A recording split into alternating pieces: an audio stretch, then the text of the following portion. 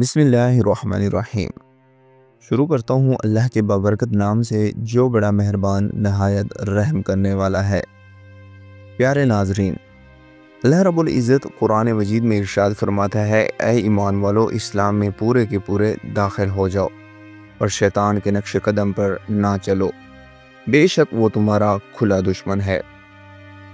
प्यारे दोस्तों, जब इस कायनात के राज़ व असरार अल्लाह ताला ने तख्लीक फरमाया तो अल्लाह ने सबसे पहले नूरानी और नारी मखलूक़ात को पैदा किया। नूरानी मखलूक फरिश्ते हैं जिन्हें नूर से पैदा किया गया। उनकी ना नस्ल है ना जोड़े, वो सिर्फ़ और सिर्फ अल्लाह की इबादत में मशगूल रहते हैं।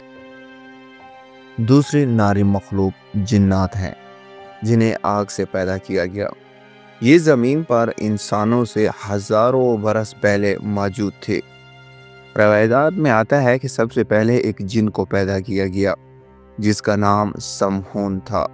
अल्लाह ताला ने उसके लिए एक जोड़ा भी बनाया और यूं जिन्नात की नस्ल फैलने लगी।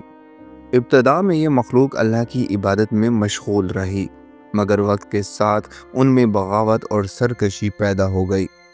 उन्होंने ज़मीन पर फसाद, कत्ल व गारत और गुनाहों को आम कर दिया।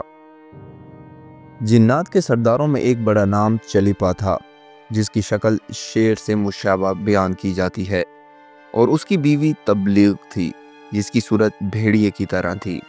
इन दोनों के यहाँ एक बेटा पैदा हुआ जिसका नाम इज़राइल था या इज़ाज़ील रखा गया। ये बच्चा गैर मामूली जहानत और ताकत का मालिक था। जब ज़मीन पर जिन्नात के फितने और फसाद की हद बढ़ गई तो अल्लाह ताला ने अपने फरिश्तों को हुक्म दिया कि ज़मीन पर जाकर इन सरकश जिन्नों के साथ जंग करें।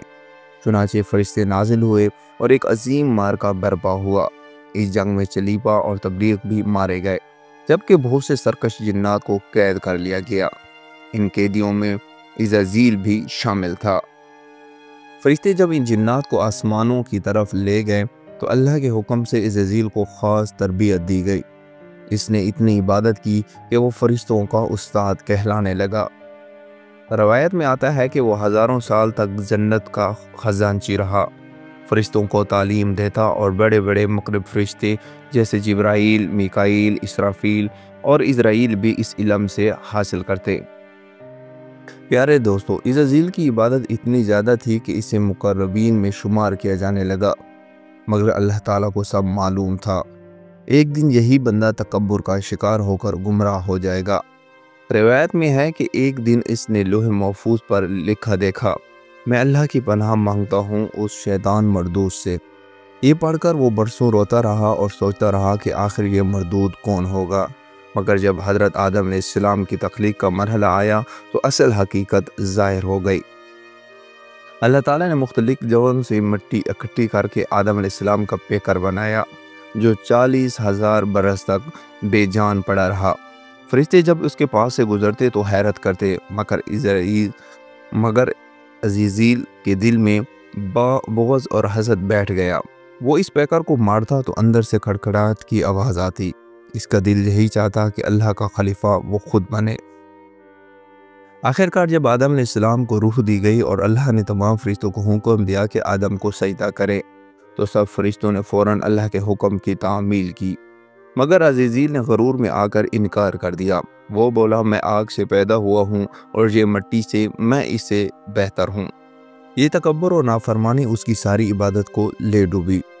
अल्लाह ताला ने इसे अपनी बारगाह से धुतकार दिया और फरमाया, तू मरदूद है, तुझ पर क़यामत तक मेरी लानत रहेगी। इसी लम्हे वो मुक़र्रब इज़ाज़ील इब्लीस और शैतान मरदूद बन गया। फिर उसने अल्लाह ताला से मोहलत मांगी कि क़यामत तक ज़िंदा रहने दिया जाए ताकि वो इंसानों को बहकाए। अल्लाह ने फरमाया, तू मेरे बंदों को गुमराह करने की कोशिश करेगा, लेकिन मेरे मुखलिस बंदे तेरे मकरू फ़रेब से महफूज रहेंगे। प्यारे दोस्तों, यही वो लम्हा था जब शैतान ने इंसान का खुला दुश्मन बनने की कसम खाई। आज भी वो हमें बहकाने और अल्लाह की नाफरमानी पर आमादा करने में लगा है। लेकिन कुरान में अल्लाह का वादा है कि जो मेरे साथ मजबूती से जुड़े रहेंगे इन पर शैतान का कोई ज़ोर नहीं चलेगा। आखिर ज़माने में जब क़यामत के दिन सूर फूंका जाएगा तो शैतान को भी इबरतनाक अंजाम दिया जाएगा, वो जहन्नम में हमेशा के लिए फेंक दिया जाएगा। اللہ تعالیٰ سے دعا ہے کہ وہ ہمیں شیطان کی شر سے محفوظ فرمائے، ایمان پر ثابت قدم رکھے اور اپنے رضا کے مطابق زندگی گزارنے کی توفیق دے، آمین۔ پیارے ناظرین، اللہ کے 99 ناموں میں سے ایک نام کمنٹ باکس میں ضرور لکھیں۔ اللہ پاک آپ کا اور میرا حامی و ناصر ہو۔ جزاک اللہ الخیر۔